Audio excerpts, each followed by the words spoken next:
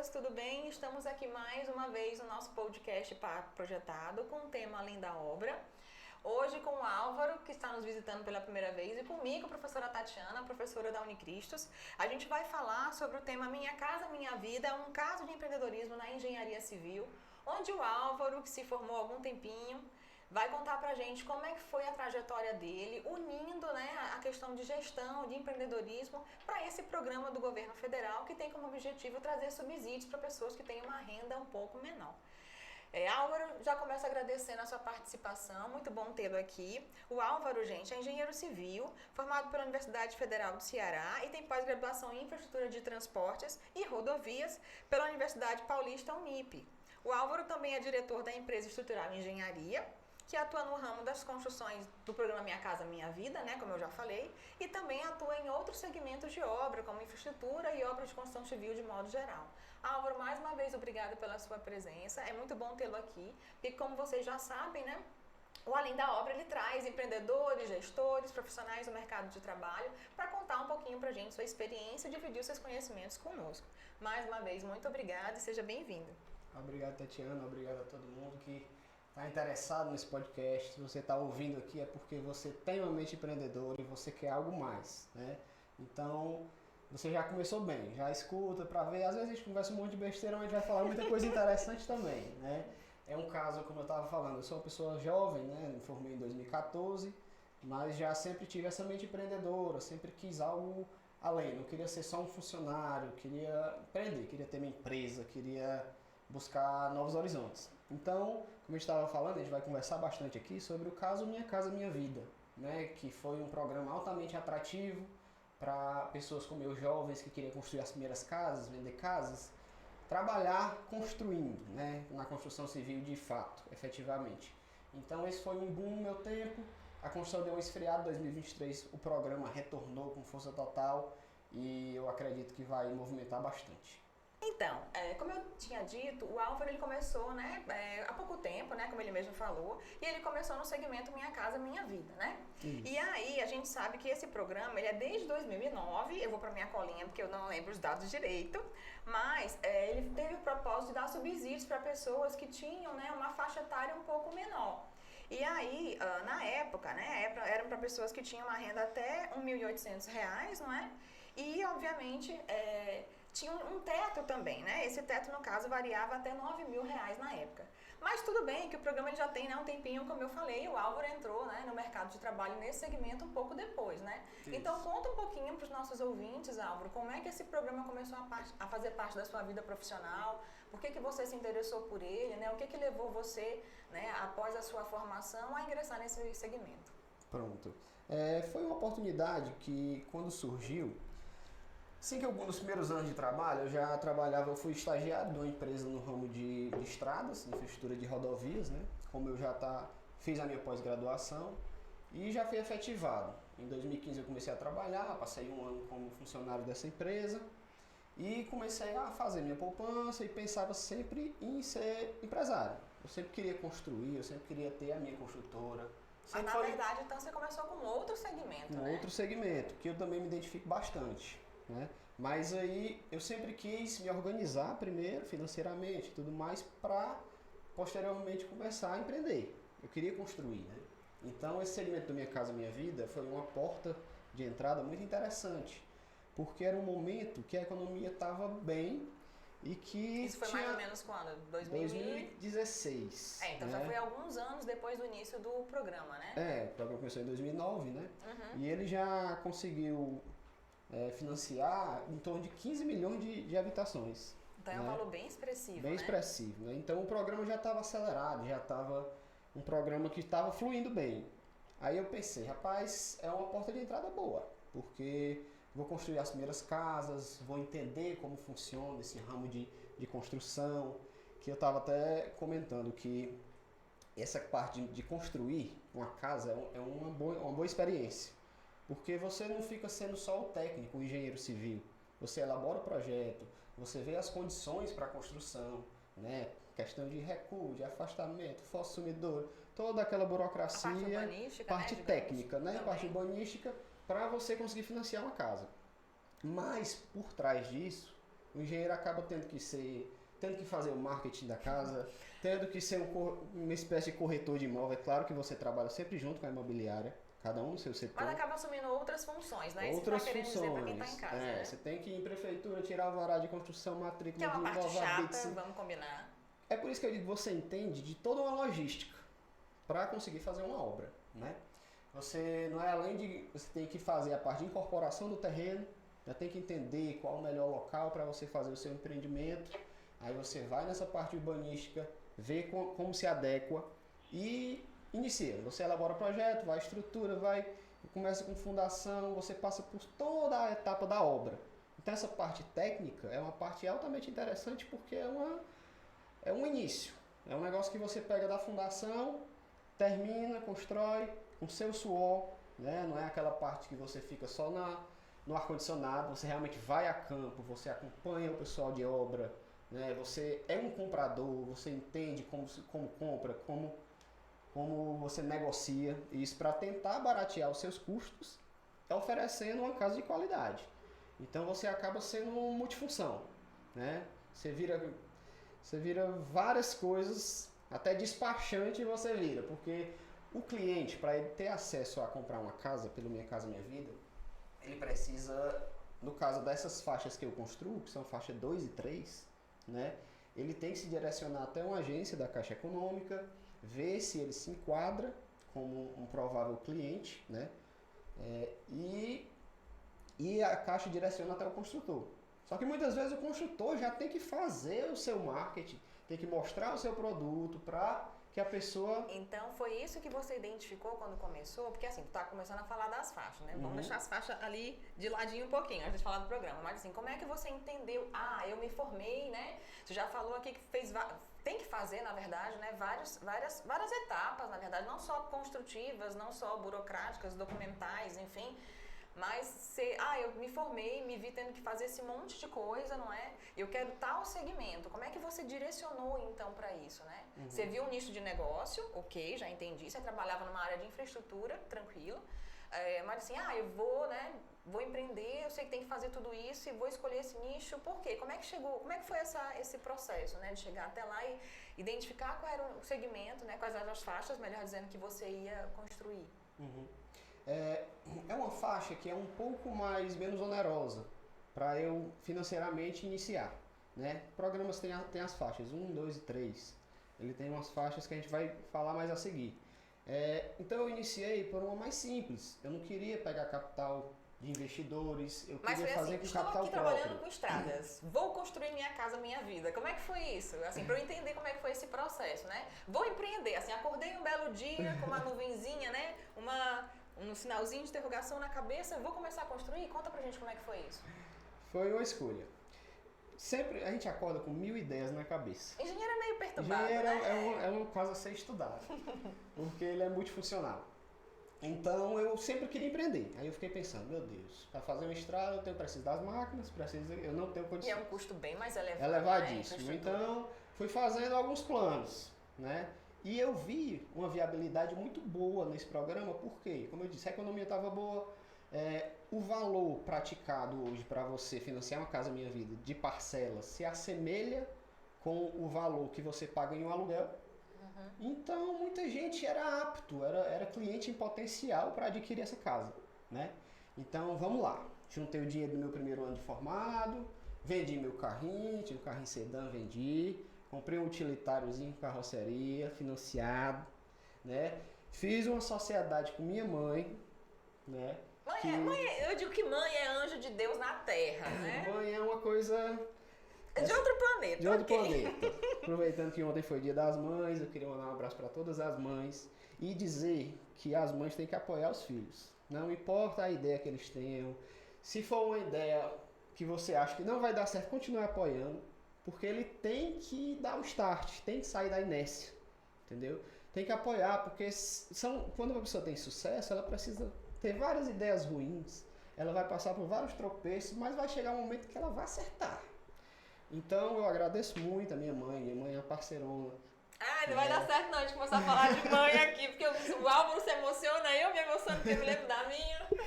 Mas é uma coisa que você é muito gratidão. né? Eu iniciando, ela acreditava em mim, eu acreditava nela, vamos fazer essa sociedade, né? Vendi meu carro, financei o carro, fiquei naquele zero, vamos juntar o dinheirinho e vamos fazer as 2 primeiras casas. Vamos lá, fizemos as casas, o retorno foi muito ruim. Quando a gente começa a fazer conta, eita, que agora eu vou enricar. E isso é importante que você diga para as pessoas, né? E porque as pessoas acham assim, eu até brinco com os meus alunos, vamos formar engenharia, vamos andar de Hilux. Espera aí que não é tão fácil assim não, né? Você tem que ter algumas, né? Algumas quedas, alguns aprendizados, né? Enfim, durante esse processo. Mas, gente, só fazendo um adendo, eu vou quebrar o protocolo aqui, pra quem não tá em casa e não sabe, né? A mãe do Álvaro, ela tá aqui. Por isso que a gente se emocionou assim um pouco. Dona Sandra, obrigada por ter vindo, viu? O povo não tá ali vendo, mas a gente sabe que a senhora tá aqui.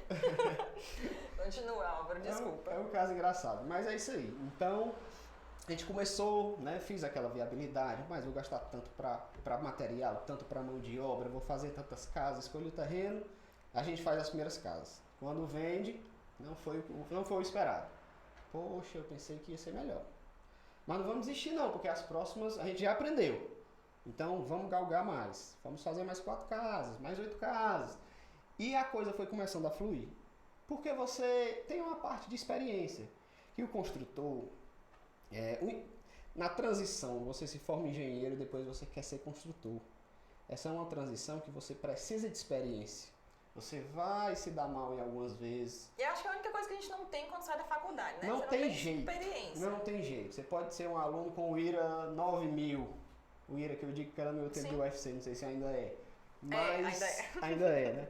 Mas assim, quando você vai para o mercado, você se sente desamparado, na verdade. Você tem muita bagagem técnica, mas você tem nada de experiência. Então quando você vai, você fica sem saber por onde começar e tal. Foi nesse estalo que eu vi a oportunidade da Minha Casa Minha Vida. Então vamos lá construir, porque tem muita gente com um potencial bom para comprar e o programa é interessante porque as taxas de financiamento são muito baixas, né? Tava naquele boom, na crista da onda. Então vamos lá, vou construir. Comecei a construir essas casas. No começo não foi tão fácil, mas depois, graças a Deus, a coisa evoluiu bastante, a coisa deslanchou e foi um pontapé. Foi uma bela experiência. Que a partir dessas casas eu montei minha construtora para financiá-las, não poderia financiar por pessoa física. Então, a partir dessa minha construtora, eu fui aparecendo umas novas oportunidades e tudo isso foi fluindo, mas tudo iniciou no Minha Casa Minha Vida. Era uma oportunidade simples, com um custo baixo, e eu consegui desenvolver minha construtora a partir disso. Hoje a gente trabalha com obras de infraestrutura, obras de construção civil, adutoras, saneamento, canais hídricos, pontes. Você acaba variando um pouco o serviço, é isso? Hoje a gente já está fazendo outras atividades também. Mas não abandonou as casas ainda. Já ia perguntar. Não deixou as casinhas, né? Está construindo casas. Até porque a gente sabe que nos últimos anos isso vem mudando um pouquinho, né? A gente sabe que essas questões de programas governamentais, elas mudam um pouco conforme a gestão atual, né? Já mudou de nome o programa, já foi, já voltou, né? Já teve algumas alterações nos investimentos que são, né, implementados, mas o programa ainda está aí e no início desse ano ele deu uma, né, repaginada, mas vamos já chegar lá. Então, como eu estava dizendo, em fevereiro desse ano, né, o programa ele foi retomado com a nomenclatura original, tá? E trazendo alguns dados que foram apresentados pelo governo, a meta é que sejam atendidas 2 milhões de famílias até o ano de 2026. O teto, né, para esse subsídio pode ser de até R$170 mil para imóveis novos em áreas urbanas e de R$75 mil na área rural. Atualmente, né, também pelos dados do governo, o programa atenderá famílias com renda mensal bruta de até R$8 mil. Então, assim, já que você começou, né, em 2016. 16, desculpa, né? A gente de 16 para 2023 já tem, vamos colocar 2022, né? Porque 2023 tá meio assim, estamos mudando as regras e tal, pelo menos de 6 a 7 anos aí que você trabalha com isso, né? O que você acha que essas mudanças, né, podem, nesse momento que nós estamos, já que você começou numa outra, né, realidade econômica, como é que elas podem afetar o mercado agora? Você acha que, né, pela sua experiência, que isso vai afetar de que modo? Quando o governo começou com esse programa Minha Casa Minha Vida, era uma taxa altíssima Para adesão, não. Assim, muita gente sem moradia. Era um programa espetacular, porque ia aumentar significativamente 7% da população brasileira. Afetou, com mais ou menos 15 milhões de imóveis, desde 2009, né, esse programa.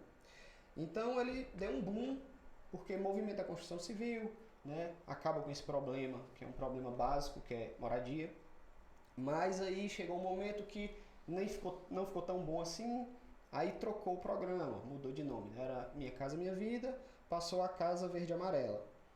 Foram algumas mudanças, mas não tão significativas, né? O faixa 1, que era para famílias com renda de até 1.800, ele foi meio que cortado, ficou mais faixa 2 e 3. Que foi a que você Que foi a que eu me encaixei, Uhum. isso.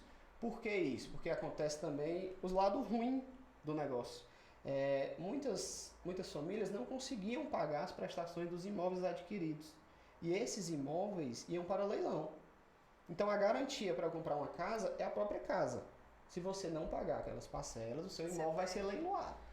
Então aconteceu isso. E alguns problemas urbanos, que muitas vezes essa moradia era longe da cidade, não tinha infraestrutura de esgoto, água. Então fez uma periferiazinha, certo? Os grandes programas habitacionais eram distantes dos centros urbanos. Muitos urbanistas criticam um pouco o programa por isso. Mas no todo foi isso, foi inadimplência. Era fácil você comprar, não precisava de tanta renda formal e ocasionou um pouco de inadimplência. Aí o governo reduziu um pouco o crédito. Então não era qualquer pessoa que conseguia financiar a casa. Passou a ser mais criterioso, podemos dizer. Mais criterioso, isso. Então diminuiu as vendas, né? Foi ficando um pouco mais burocrático. Mas, assim, tem muito cliente potencial. Então, voltou o programa agora, de verde e amarela, voltou a se chamar Minha Casa Minha Vida, a partir de agora de 2023. E voltou a faixa 1. Quer dizer, vai aparecer mais oportunidades de venda de imóveis. Então, é aquela história. Quando começa a girar, gira várias outras coisas, como eu te falei. Precisa de rede de água, precisa de rede de esgoto, precisa de infraestrutura urbana. Então, para chegar a essas casas, é um crescimento horizontal nas cidades.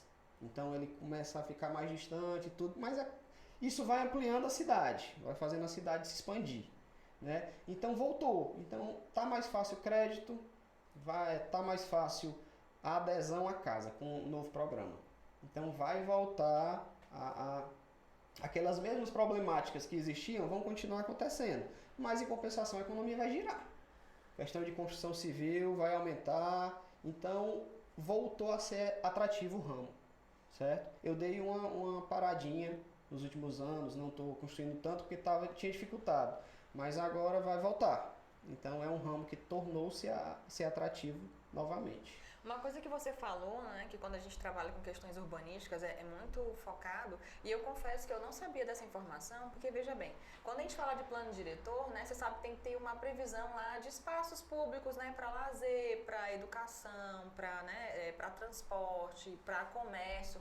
E tem um programa desse que tem um objetivo, né, de reduzir o déficit habitacional e, obviamente, acabar movimentando a construção civil, como você falou, e não ter, né, esses aspectos de infraestrutura, isso deixa um complexo o programa, não é? Uhum. Eu não sei se já houve alguma movimentação, aí você pode dizer, de ter uma integração maior, né, entre o programa do governo federal e a legislação não só, né, municipal, para que isso seja minimizado. Tu sabe dizer se existe alguma coisa nesse sentido? Já que é um problema apresentado, né? Para os grandes centros habitacionais, que são essa questão de faixa 1, que são aqueles condomínios grandes, que o governo, a gente vai chegar a tocar no assunto do subsídio, que é uma coisa essencial nesse programa Minha Casa Minha Vida. O subsídio é o quê? É uma contrapartida do governo para ajudar a pessoa a adquirir o seu imóvel, certo? Nessa faixa que eu construo, faixa 2 e 3, que são casas com padrão um pouco melhor, né? Quando eu iniciei, a faixa era um teto de até 95 mil reais. Então eu tinha que fazer uma casa de até 95 mil. No município que eu construí, que não era a região metropolitana de Fortaleza. Eu fui para o interior porque eu já achei mais atrativo. Aqui já tinha muita gente construindo. Eu sou de interior, minha família é de lá, então eu vou construir no interior. Né? Chegou lá, eu fui o primeiro construtor. Então muita gente, eu tinha muitos clientes. Foi muito, muito interessante por isso.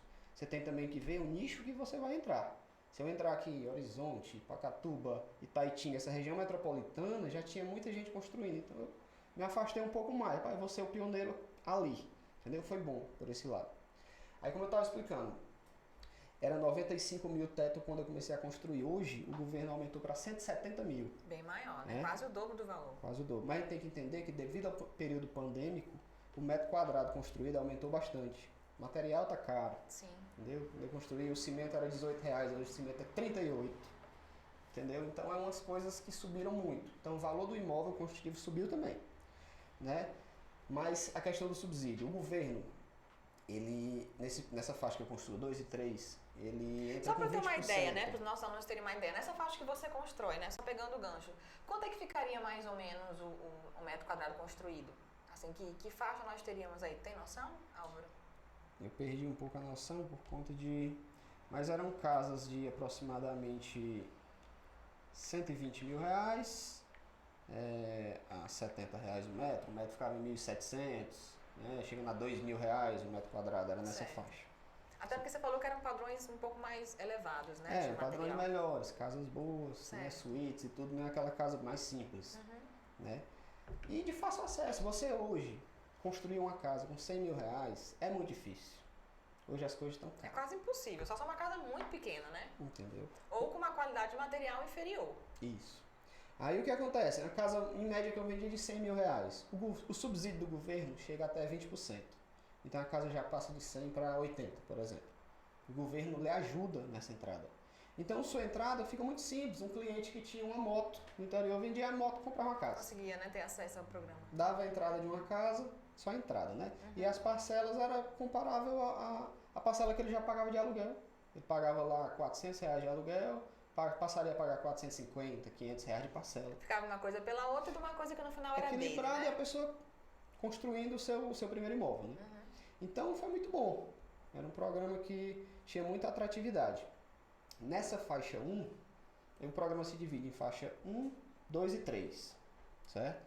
A faixa 1 é para até uma renda de até R$ 1.800 por família, né? Aumentou um pouco agora, foi para R$ 2.600 em 2023. Faixa 2, renda familiar de R$ 2.600 a R$ 4.400. E faixa 3, R$ 4.400 até R$ 8.000. Renda familiar. Né? Você acha que é uma ideia assim, mesmo que você ganhe um pouquinho a mais, eu vou permitir que você participe do programa? Algo tipo assim, né? Isso, né? Tudo subiu, o valor da construção subiu, o salário mínimo subiu, então foi um pouco equilibrado. Melhorou um pouco, porque... Até o acesso, né, como você falou, ao programa. O acesso ao programa melhorou. Então hoje está bom para construir, né? Essa faixa 1, o governo subsidia até 95%. Que é uma faixa realmente para um pessoal que está em uma condição precária, né? Até morador de rua ela engloba a faixa mais primária de gente que precisa de uma habitação. Isso é bom, né? Isso é bom, né? Essa faixa 1, que voltou agora em 2023. Já a faixa 2 e 3, que eu construo, é umas casas de um padrão um pouco melhor, né? Então a principal diferença é essa, a questão do subsídio, que é o governo lhe auxilia na entrada do seu imóvel, tornando uma entrada menor e umas parcelas mais baixas. Mas enfim, ao longo dos anos, né, o programa acabou mudando um pouquinho, né? Então você acha que pode dizer que o principal impacto para as famílias foi a possibilidade de acesso à informação, acesso ao programa também, né, respectivamente. E para você, teve alteração para quem está construindo ao longo desses anos, né? Como impactou? Você disse que optou, né, pela faixa 2 e 3, né? Teria a possibilidade, de repente, de optar pela faixa 1 de novo ou não? Isso muda a tua forma de trabalhar, de prospectar clientes? Conta aí pra gente um pouquinho. Muda um pouco porque se elevou o nível. Então, como eu te disse, o valor do metro quadrado construído aumentou. Então, o imóvel que eu vou ofertar vai subir de preço, não tem jeito, né? É uma coisa natural. Então, o governo elevou. Era de 140 mil a 170 mil o valor de um imóvel, então ficou bem mais flexível para o construtor, bem mais atrativo para o construtor. Ele pode cobrar um pouco mais, até porque os materiais, o custo de obras está mais caro. Tudo está muito mais Por caro. isso que ele tinha dado uma estagnada, porque os custos elevaram, né, o custo de material se elevou e o teto do programa ficou Continuou mesmo. Então ficou menos atrativo, agora aumentou o teto. Então está melhor para construir, tem mais espaço, é mais maleável para o construtor negociar. Entendeu? Muitas vezes o construtor faz o quê? Vende uma casa com zero de entrada. Então quem não quer comprar uma casa com zero de entrada e você continua pagando a parcela do mesmo valor que você pagava no aluguel. É uma coisa altamente atrativa. Mas o construtor tem essa jogada, ele consegue, o valor da entrada ele joga no financiamento, ele consegue fazer algumas adaptações para tornar mais atrativo. Vamos esmiuçar um pouco mais isso para quem está em casa, né? Eu lá tenho uma faixa de R$ 1.800, a segunda é R$ 2.400, né? Não sei. Isso. 2.400 mais ou menos. 4.400, quero construir, vou chamar lá no interior o Álvaro para construir a minha casa, porque eu quero ter uma casa do programa Minha Casa Minha Vida. Conta para quem está em casa, né? O que precisa ser feito? É feita uma análise do cliente. São dados maior de 18 anos, precisa ter uma renda formal, ou se for renda informal, tem algumas coisas que você consegue, como extrato de cartão de crédito, você conseguir fazer declaração de imposto de renda em alguns casos, você tem que formalizar a renda, né? Então você vai até a Caixa, geralmente o cliente procura o construtor. Eu já ia perguntar se o cliente ia direto na Caixa, né? Ou se ele procurava o construtor e o construtor intermediário e direcionava. Não, vá lá, né? Que você tem que fazer isso. Isso. É uma cadeia. Ele procura o construtor, acha aquela casa atrativa. Álvaro, que casa bonita, eu quero ali comprar uma casa, como eu faço? Aí a gente indica para um corretor de imóvel e o corretor de imóvel faz o trâmite com a Caixa Econômica. Aí ele vai, analisa o crédito, a Caixa Econômica aprovou, ele solicita uma avaliação da engenharia. Então, outra brecha, não é só Caixa Econômica que financia pelo Minha Casa Minha Vida. Banco do Brasil também financia, né? Outras instituições conseguem se enquadrar no programa. Bancos privados também? Não. Bancos públicos, né? Públicos, Fique né? claro, bancos públicos. Então, essa pessoa vai até a Caixa, analisa o crédito e solicita a avaliação da engenharia. Aí a Caixa manda engenheiros para avaliar o imóvel, para dizer se o imóvel está adequado às condições do programa. Que você construir a casa, você tem que estar dentro dos padrões do Minha Casa Minha Vida. Só um adendo aí, Álvaro, desculpa te interromper. Teve um outro podcast que a gente gravou que falava também de financiamento e a gente viu que apesar de outros bancos participarem de programas semelhantes, que a Caixa ainda continuava sendo o banco mais atrativo no que tange a taxas, né? Para o programa Minha Casa Minha Vida acontece o mesmo? Acontece o mesmo. Geralmente, as taxas são bem parecidas, são bem semelhantes de um banco para outro. Mas como o programa, a Caixa que começou a tornar forte o programa, a Caixa financia muito mais imóveis. Aí, às vezes, se torna mais atrativo procurar a Caixa. Por conta do volume, né? Por conta do volume. Mas, às vezes, outros bancos são outras saídas, outras alternativas. Às vezes, o cliente não consegue o crédito. O cliente, às vezes, tem uma renda muito boa, tem uma família que é tem uma renda bacana e não consegue o acesso à moradia, né? Tem esses entraves também. Às vezes você tem um bom cliente potencial, mas ele não consegue lhe comprar, né? Então funciona mais ou menos isso. O banco lhe paga, foi lá, a casa aprovou, beleza, está nos padrões. O banco paga o construtor e o cliente fica pagando o financiamento ao banco. Mas nesse momento eu já tenho que estar com o projeto pronto para ter esse limite liberado, ou tenho, vou liberar até tantos mil, como é que funciona? A casa tem que estar pronta, né? Nesse programa Minha Casa Minha Vida, eu não financio casas na planta. Certo. Nessa faixa 2 e 3 que eu construo. Então, uma coisa, porque o construtor tem que ter um investimento inicial alto. Entendi. Porque ele tem que lhe entregar a casa toda pronta. Então, esse é um entrave, entendeu? Você precisa de um investimento inicial. A Caixa tem outros programas, né? Que você consegue financiar o terreno, consegue financiar as etapas construtivas, né? Mas são outras modalidades. Você já falou em outro momento sobre, né, um outro tipo de financiamento aqui também. Nesse caso, já que tu escolhe faixa 2 e 3, desculpa, tu entrega também para os teus clientes possibilidades de projetos diferentes ou tu adota projetos padrões? Padrões. Nos meus empreendimentos, eu tento ganhar no volume. Certo. Então, eu financiar 10 casas no mesmo padrão, às vezes é melhor do que eu fazer 10 projetos diferentes e tal. Muda a tratativa. Você tem um pouco mais de administração. E você fazendo um volume maior de casas, você consegue diluir melhor, né? Eu fui por esse lado. Mas, assim, o programa é bem aberto. Você consegue financiar para famílias com renda de até R$8.000. Então, Minha Casa Minha Vida não é obrigatoriamente para pessoas com pouco... Uma faixa etária muito baixa, menor, né? até R$8.000. Então, você tem um casal, cada um ganha R$4.000, eu consigo financiar pelo Minha Casa Minha Vida. Entendeu? Entendi. Os juros são um pouco mais elevados, você não tem subsídio, entendeu? A intenção é ajudar os menos favorecidos. Uma casa dessa, né, nesse padrão que você costuma construir, consequentemente no valor que você indicou aqui pra gente. A pessoa financia mais ou menos quanto tempo e mais ou menos em qual o valor das parcelas?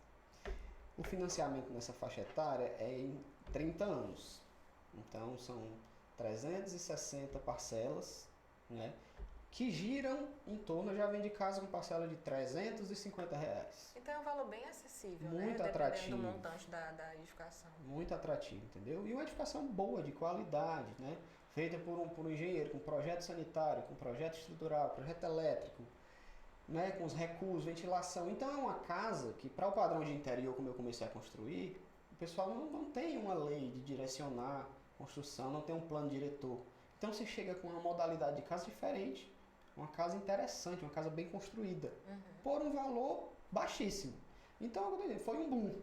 Era o pessoal, Álvaro, quando é que tem mais casa pronta? Quando é que ficou uma fila para me comprar casa? Álvaro foi conhecido na cidade, gente. Mas aparecem mais construtores, né? As cidades começam a aparecer mais programas, mais construtores. E isso aí vai movimentando, entendeu? Movimenta tudo. E esse processo, ele demora em quanto tempo, mais ou menos? Ele é muito burocrático junto à Caixa? Não. Para construir uma casa, demora em torno de uns 3 meses.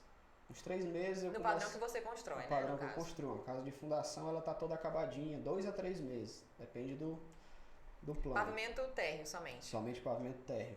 Então, a partir disso, com mais um mês, essa parte burocrática está resolvida. Então, do zero para o cliente estar dentro da casa, uns 4 meses. Então, é um processo relativamente rápido, né? Considerando que você vai sair, por exemplo, do aluguel para uma casa própria, eu acho que é bem rápido. Rápido. Para quem está precisando, né? E não vê, de repente, uma outra forma de adquirir esse imóvel, eu acho que é bem atrativo, né? Para construir do zero, mas muitas vezes o imóvel já está pronto. A pessoa olha ali e a casa está pronta. Então, é só um mês. Fez a parte burocrática, está dentro de casa. Agora que você falou que está retomando, né, a construção desses empreendimentos, de quando você começou para agora, em média, assim, quantas casas tu costumava construir, sei lá, por 6 meses, por um ano? Tem uma previsão disso, não? Não, a gente construía, mas não era tão... Você construía por demanda? Ah, Começou... então me procurando e vou construir 10, ou então, né, estou me procurando e vou construir 5, não sei. Isso, para ir movimentando. O que eu te disse, eu tentei trabalhar com capital próprio, então a gente era um capital menor.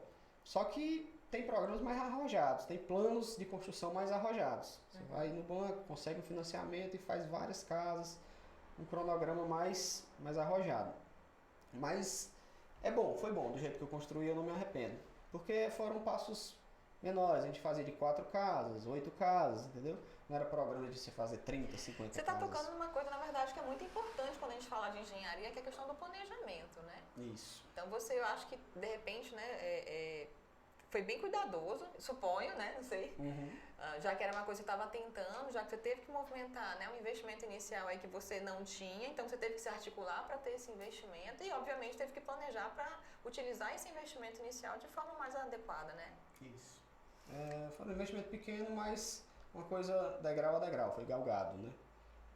Você comentou, Álvaro, dessa questão do investimento inicial, né, que você precisou se articular um pouco para conseguir ter os recursos iniciais. Você falou também que tem que ser um investimento inicial alto, já que toda a demanda ela parte da empresa ou do construtor, não é? Que seria um dos entraves do programa. Teria outros elementos que você poderia ponderar nesse sentido? Estou começando agora, né? Que dificuldade você acha que o construtor tem? Se tem alguma dificuldade de parte também, né? De quem está querendo adquirir o imóvel? Conta pra gente um pouquinho sobre isso. Você tem que procurar locais que tenham clientes em potencial. Região metropolitana, eu moro aqui em Fortaleza, por exemplo, quero construir aqui perto. Região metropolitana de Fortaleza, locais que têm indústrias, que tem muito trabalho formal, entendeu? Muitas vezes o pessoal se desloca bastante de Fortaleza para trabalhar nos polos industriais, né? E às vezes aquela pessoa, rapaz, eu poderia comprar uma casa aqui para mim. Acontece bastante. Mais próximo, né? Mais próximo, né, ao trabalho. Então é atrativo. E o pessoal tem renda fixa, é fácil de comprar. E é um investimento, entendeu? É a história que eu sempre digo, rapaz, tem um sistema de financiamento que sua parcela, vamos supor que é R$500, uma parcela fixa. Então hoje, seus R$500 você compra uma feira no mercado. Há 10 anos atrás, os mesmos R$500 comprava bem mais. Daqui a 10 anos, os mesmos R$500 você vai no supermercado e não consegue comprar quase nada. Hoje já está assim, né? Hoje já está assim, você vai no mercado com um monte de dinheiro e volta com uma sacolinha bem pequena. Então a inflação é corrigida e sua parcela é fixa. Acaba sendo uma espécie de um investimento, é atrativo. E você, muitas vezes a pessoa não possui nada. E por um valor baixo passa a possuir um imóvel. Então já é uma forma de investimento. Né? É bem atrativo. Então o maior entrave seria esse mesmo, do investimento inicial que você precisaria ter. Isso. Para a questão de construtor tem um investimento inicial, mas hoje os bancos estão acreditando bastante nos pequenos empreendedores, né? Você tem que confiar, você tem que procurar um gerente, você tem que ter um relacionamento mais próximo, né? mais próximo e você consegue. No início eu não queria depender, eu queria, tinha aversão a juros. Falou em juros, eu digo, rapaz, eu não quero. Mas depois você percebe que é melhor pagar um juros menor para galgar algo maior. Então compensa, né? Vá na agência, abra uma conta. Se você quer ser um empresário, abra uma conta pessoa jurídica, não é difícil, né? Vá na agência, comece um relacionamento, conte para a gerente o que você planeja. Às vezes você acha que não, mas ela acredita sim em você, entendeu? É a história da sua mãe. Ela acredita em você, entendeu? Então, você tem que movimentar. Tem que movimentar. Se não for Minha Casa Minha Vida, você vai construir em outros padrões, mas você não pode ficar na inércia. Se você quer construir, você tem que sair da inércia, tem que procurar outros meios. Porque uma coisa puxa a outra. Sim. Né? É igual eu digo, rapaz, tem um emprego ali que não está sendo tão atrativo e tal, mas assim, você tem que analisar e os benefícios que eu posso conseguir daquele emprego. Eu estou num meio que eu consigo maiores relacionamentos, entendeu? Relacionamento é muito importante. Eu me formei, saí da faculdade e vou fazer uma pós-graduação. Essa pós-graduação me deu um leque, um ciclo de amizades importantíssimos.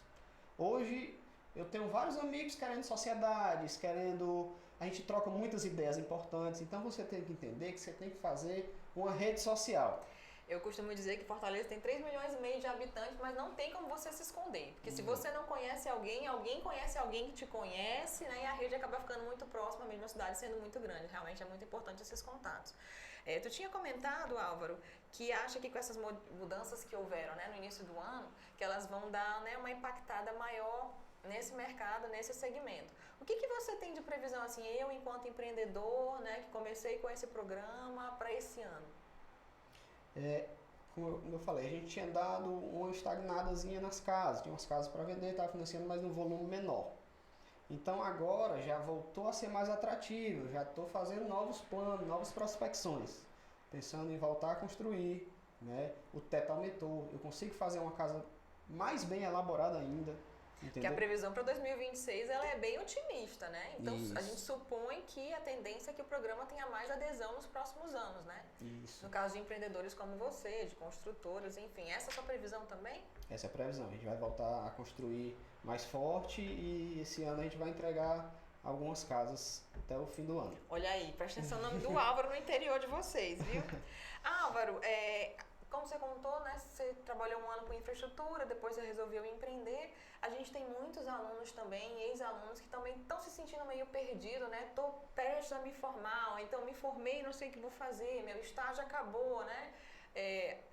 Eu não sei se você teve essa impressão, mas quando eu concluí a faculdade, a única certeza que eu tinha é que eu não sabia de nada, né? Eu acho que a gente se sente realmente meio perdido, quem se passa de estudante para profissional, não é? Uhum. E a gente tem uma cobrança muito grande do mercado em relação a isso. O que você vai oferecer, né, de serviço?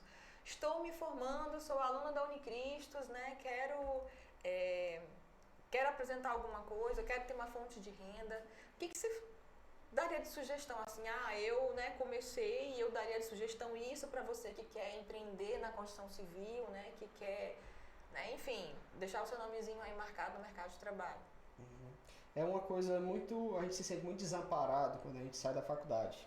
Né? Rapaz, eu vou mudar meu status agora no Facebook, de estudante para desempregado. Porque você fica naquela... Rapaz, perdido, agora? né? Eu acho que você fica perdido. O que é que eu vou fazer? Eu sei estudar, sei fazer cálculo, né? O que é que eu vou fazer? Né? Parte profissional eu não tenho ainda essa vivência. Então você tem que fazer boas relações. Durante o período de faculdade, tem que estagiar. Tem que tentar estagiar porque você já conhece o engenheiro daquela construtora e você já consegue uma indicação. Muito é por indicações, você tem que fazer uma rede, você tem que mostrar o seu potencial para que as pessoas que acreditem em você, né? Mas essa parte de empreender, tem gente que tem esse viés empreendedor, eu sempre tive. Eu olho para as coisas pensando, rapaz, se eu fabricasse aquilo ali, será que eu conseguia vender? Entendeu? Você olha para as coisas com um perfil de empreendedor, né? Eu sempre quis isso. E como eu comecei em 2015, 2016 essas casas, eu acho que esse é um bom momento também. 2023 o programa está voltando, então procurem quem lhe ajuda nessa parte financeira, bancos ou investidores próximos e iniciem, saiam da inércia.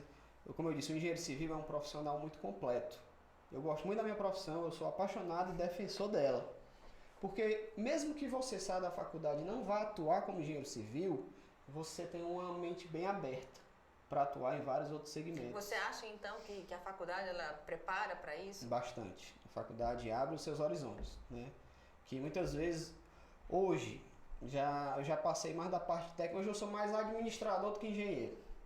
Não é à toa, né, que tem vários engenheiros como administradores, né, pela questão de gestão de problemas, né? Isso, hoje é mais gestão. Você começa com a parte técnica, é mais suor, e depois você começa a fazer mais análise, né? Administrar, né? Planejar, que a gente já comentou também, né? Isso. Então, para a sua empresa crescer, você não pode estar no operacional 100%. Você tem que estar toda hora apoiando quem está no operacional. Mas você não pode focar, abaixar a cabeça na frente do seu computador e ficar ali, porque não tem quem tome de conta da sua empresa. É você e você mesmo, né?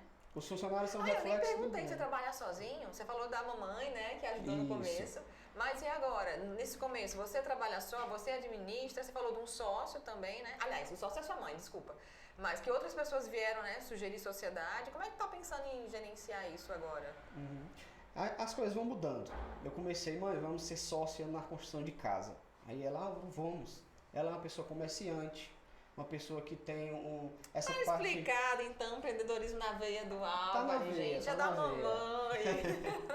Então, ela tem essa veia de captar o cliente. Então, eu digo, mãe, eu sei construir e a senhora sabe captar o cliente, tem um bom relacionamento, bora fazer uma sociedade, uma parceria. Você tem que procurar, você sozinho, você não galga muitas coisas, você tem que procurar parcerias. Então, você tem que unir forças. Unir as expertises, né? Unir as expertises. E até hoje isso acontece. Eu tenho sociedades com outras pessoas, às vezes... Parcerias? Muitas parcerias. Em vários segmentos. Eu estou falando do Minha Casa Minha Vida, mas daqui a pouco uma pessoa, Álvaro, eu quero fazer esse outro tipo de obra. Você topa fazer comigo? Eu digo, vamos conversar, bora tomar um café. Né? A gente conversa, às vezes Para trabalhar com segmentos paralelos, então, né? Paralelos. Tudo voltado à construção. Né? É o que eu estou dizendo, tem uma variação. Às vezes você precisa ser maleável, como eu te falei. O boom estava aí, eu construí casas. Deu uma diminuída, eu já fui para outro lado, que estava melhor. Né? Então a gente tem que ser maleável. Fiz parceria. Eu tenho família também que já é construtora. Eu tenho tios que constroem. Que começou depois que você iniciou? Antes, ok. Já construíam e tudo. Mas assim, sem essa expertise da parte técnica. Né? Eles faziam muitas obras menores. Aí eu digo, meu tio, bora fazer aqui uma obra juntos. Né? A gente foi juntando, eu fui juntando a minha técnica com a expertise desse, porque eu te falei que experiência é muito importante. Sim. Então, já que eu não tinha essa bagagem de experiência, eu puxei gente para perto de mim que tinha uma experiência. Conhecimento técnico, né? Mas não tinha experiência. Eu tinha o técnico que a pessoa tinha experiência, bora juntar. Porque tem muito tem um feelerzinho que você pega com o tempo, de saber quando o negócio é interessante ou não. Você, às vezes, olha para um negócio, parece ser muito atrativo, mas às vezes você investe muito dinheiro para um lucro muito pequeno. Então, você tem que ir. Você vai quebrar a cara muitas vezes. Como eu te disse, as primeiras casas que eu vendia, o lucro, a casa empatou. Eu trabalhei sem um retorno financeiro. Empatou. Aí eu digo, rapaz, mas nas próximas, já que eu aprendi a construir, nas próximas eu não vou errar aqui. Acho que a tendência a errar justamente é menor, né? Você vai aprendendo com os erros e vai minimizando os erros, vai otimizando os processos, vai conhecendo as pessoas nos lugares certos, né? Acho que tudo isso vai contando, não é? Isso. E não pode desistir no início. Se não for dando certo, vai chegar seu momento. Sempre você tem que acreditar que vai chegar o seu momento. Então você vai errar várias vezes, você não vai ter o sucesso esperado, mas vai chegar, entendeu? Uma hora ele chega. Tem que ter um pouquinho de persistência também, né? Tem que ser persistente, tem que acreditar. Então, Álvaro, para a gente finalizar, não é? Agradecendo mais uma vez a sua participação, trazendo um pouquinho da sua experiência, o que você poderia falar, né, para os nossos alunos, para os nossos ouvintes, para né, dar o seu recadinho final? Como o podcast já diz, além da obra, né? Além da obra. Então, você tem que entender que tem muitas coisas além da parte técnica que você se formou, o que você sabe é construir, mas tem outras coisas importantes, como alianças, como parcerias. Você se formou agora, chama um amigo seu que você acha ele interessante, um colega de turma. Rapaz, vamos fazer uma parceria, vamos procurar reforma. Se você quer ser pequeno, tem muitos nichos dentro de Fortaleza, reformas, fachadas, recuperação de fachadas. As manutenções, né? Manutenções e inspeções prediais é uma coisa que está em alta dentro de Fortaleza. E são investimentos baixos. Você vai usar a sua técnica, a prestação de serviço, né? Então, tem muitos nichos que você consegue começar. E é o que eu estou te falando. Você consegue ter um contato com o síndico de um prédio, vai fazer uma inspeção predial. Lógico que você precisa fazer cursos, se especializar no assunto. Né? Você tem que se qualificar, né? Você tem que entender de patologias. Mas é um nicho interessante. Você vai lá, fez, então, o síndico já, rapaz, então eu preciso fazer uma reforma, uma recuperação. Aí você já entra nesse ramo de executar, também pode executar. E começa por aí. Você tem que sair da inércia, né? Você tem que sair da inércia, tem que procurar alianças, você tem que fazer algo, né? Não fique parado. Faça algo, erre bastante, você vai aprender. Uma hora você vai encaixar, uma hora vai deslanchar. Olha aí, meu povo, não tenho medo de errar não, viu? Vão aí pelo exemplo do Álvaro, que começou admitindo, né, que errou muito no começo para conseguir finalmente acertar e hoje aí está se destacando, né, no empreendedorismo na sua cidade, unindo, né, conhecimentos na verdade de gestão e de engenharia civil. Então, Álvaro, mais uma vez, muito obrigada. Fiquei muito feliz de ter você, né, e de você contar um pouquinho da sua história pra gente. Servindo também de exemplo para os nossos alunos, né, que talvez estejam meio perdidos aí, não saibam o que fazer, né, já tem uma ideia aí do que vocês podem fazer na atuação profissional de vocês. Obrigada, Álvaro. Aqui a gente encerra, então, mais uma vez um podcast do Papo Projetado com o tema Além da Obra, comigo, professora Tatiana, e com o Álvaro também hoje aqui. A gente se encontra na próxima vez. Tchau, tchau.